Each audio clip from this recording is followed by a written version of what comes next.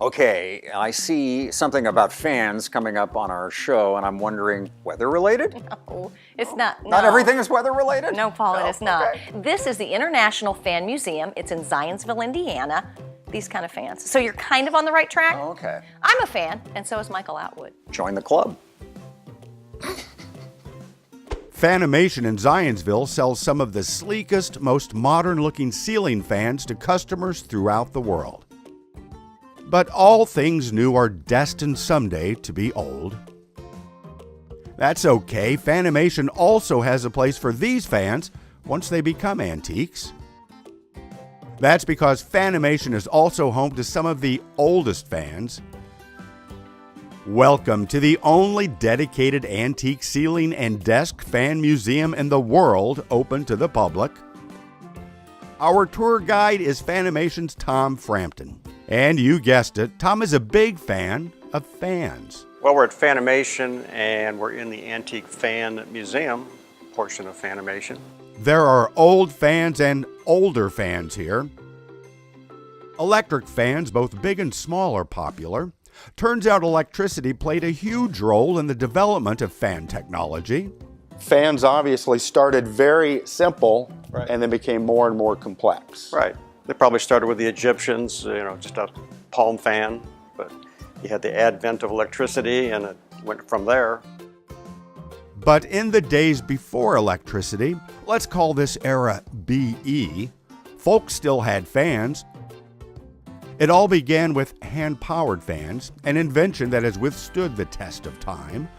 Over the years, there have been water-powered fans, steam-powered fans, alcohol-powered fans, foot-powered fans.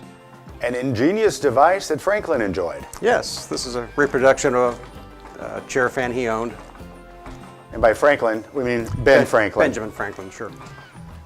There are even celebrity fans. This fan blew him away on the set of Mad Men. And this breezy number was featured in the Perry Mason TV series. Well, here's a good example of a fan, a very unusual fan, called just a hidden that. fan, but designed to disappear when you don't really want to see it. So it's decorative, and then when you want a fan, you turn it around. Yeah, it's gone. Now here's one that you restored. So this is a good example of one that was just totally destroyed. The cage was bent, the blades were broken off, the case was all broken apart. So this was a total restoration. Probably looks better than the day it was made. Here's another one called a roller coaster. Oh, look at that. So 360 degrees Oh, and wow. up and down. But wait, there's more. 2 full floors of fans representing 2 eras of fan technology, from the really old to the pretty darn old. Over 2,000 fans. But some of these old fans are also pretty darn valuable. Some of these fans are very valuable. Yeah, some of them are very valuable. I don't want to say about it, but No one come here and steal fans. Program disclaimer. Boomer TV in no way condones nor promotes fan thievery, but we do encourage silly brief forays into nostalgic moments from our childhoods.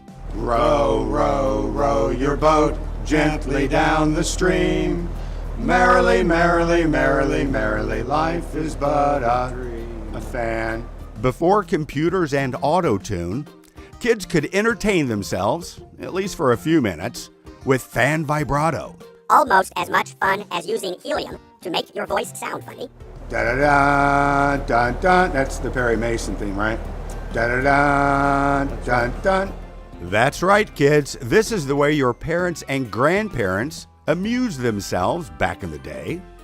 Most of the fans in the Antique Fan Museum are fans Tom collected over the years. His love for fans began when he was just a teenager. Other fans are on loan to the museum from even more fans of fans. well, there's a club of us, the Antique Fan Collectors Association, and we're the host for the museum. So this is essentially their museum, although most of the fans are mine. But there's probably 50, 60 other collectors who have fans on loan here besides myself. Why in the world would someone collect antique fans? Tom has no idea. Why do people want to collect fans? I don't know. It's a good question. We get kids in here that are 2 or 3 years old that are already fascinated by fans, and all the way up in age. It's just something he and others love to do. Many collectors of items both simple and strange are often at a loss for words when asked to define their passion. I am reminded of the French philosopher René Descartes.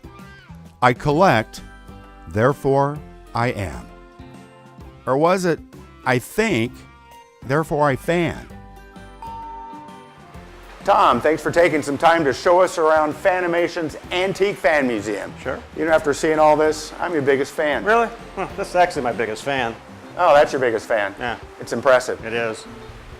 For Boomer TV, I'm Michael Atwood.